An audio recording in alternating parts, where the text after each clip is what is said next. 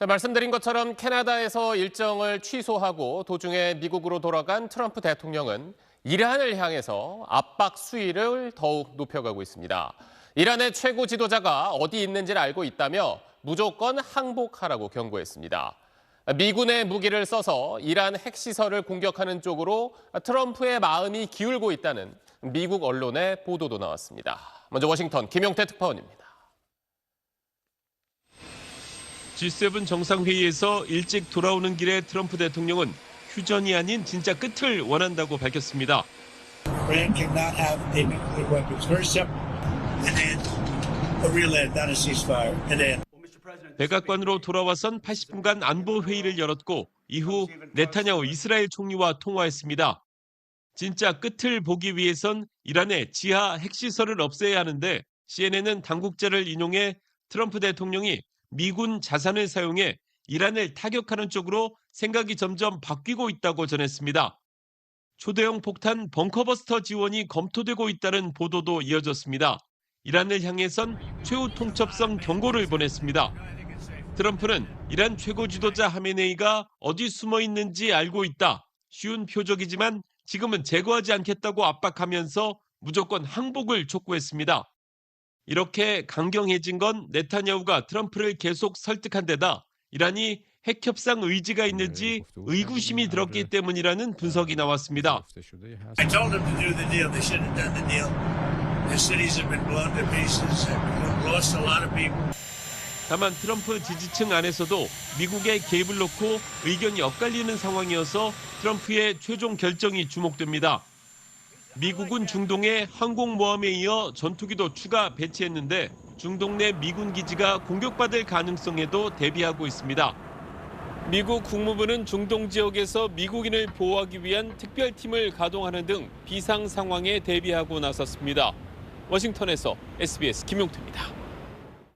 자, 이렇게 압박에 나선 미국은 이미 이란의 코앞에 전략 자산들을 배치해둔 상태입니다. 이란의 남쪽 바다에는 핵 항공모함이 떠 있고 또 이번 달 초까지 필리핀 앞바다에 있던 다른 항공모함도 이란을 향해 가고 있는 걸로 알려졌습니다. 자, 미국 언론들은 이란의 지하 핵시설을 파괴하기 위해서 현존하는 재래식 폭탄 가운데 가장 강력한 걸로 알려진 이 벙커버스터 폭탄이 동원될 가능성도 있다고 전망하고 있습니다.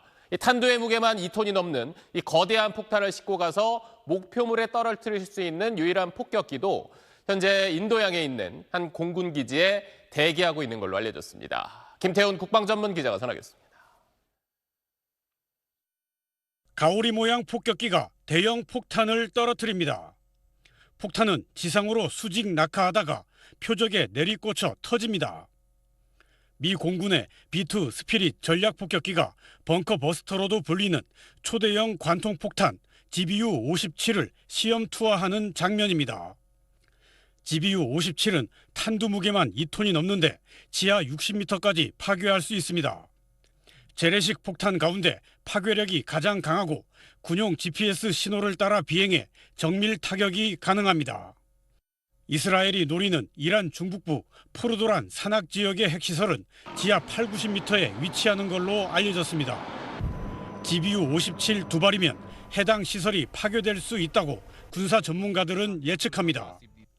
만약 미국이 GBU-57로 이란 핵시설을 공격한다면 GBU-57을 투하할 폭격기는 B2 스피릿이 유일하다는 분석도 나오고 있습니다. 이란과 5,000km 정도 떨어진 인도양의 작은 섬에 있는 디에고 가르시아란 미 공군 기지의 지난 3월 위성 사진입니다. 가오리 모양의 B2 6대가 기지에 대기 중인 모습이 확인됩니다. 지난달 초까지만 해도 이 B2 6대가 디에고 가르시아 기지에 있었고 이 중 몇 대만 미국 본토로 돌아갔다고 미 군사 매체들은 보도했습니다. We've been talking about using B-2 bombers out of Diego Garcia to perhaps deliver this GBU-57. B-2를 공중 호위할 수 있는 F-15 전투기 5대 이상이 디에고 가르시아에 이달 초 추가 배치됐다는 보도도 있습니다. 이란 포르도의 지하 핵시설 파괴를 위해서 미국이 GBU-57 벙커버스터의 실전 폭격을 선택할지 또 이란은 어떻게 대응할지 세계의 시선이 쏠리고 있습니다. SBS 김태훈입니다.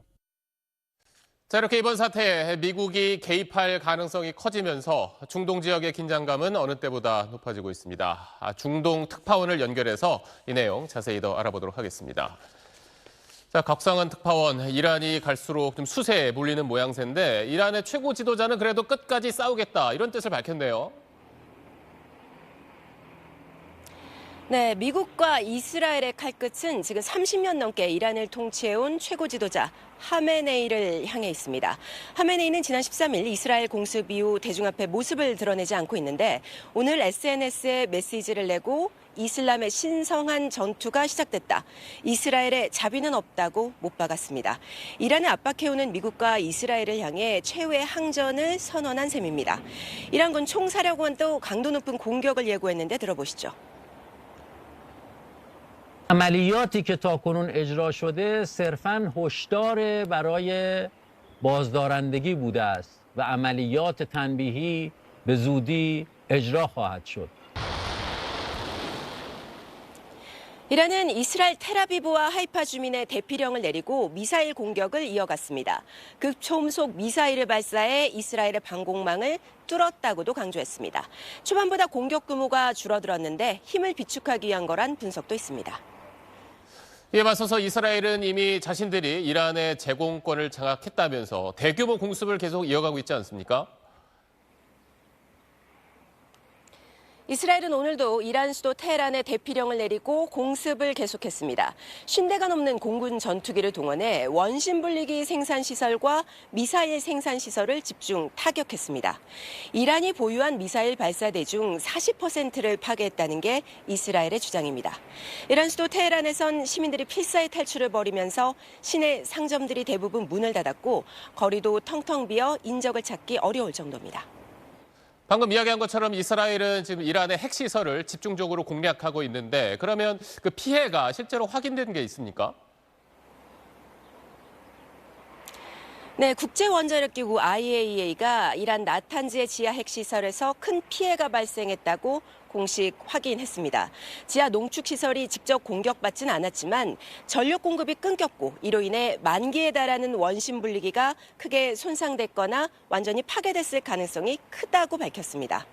포르도와 이스파한 등 다른 핵시설에는 아직 별다른 피해가 없다고 평가했는데 이스라엘군은 1-2주 안에 포르도의 핵 원료 저장소까지 모든 목표물을 제거할 수 있을 거라고 자신했습니다. 지금까지 요르단 암만에서 전해드렸습니다.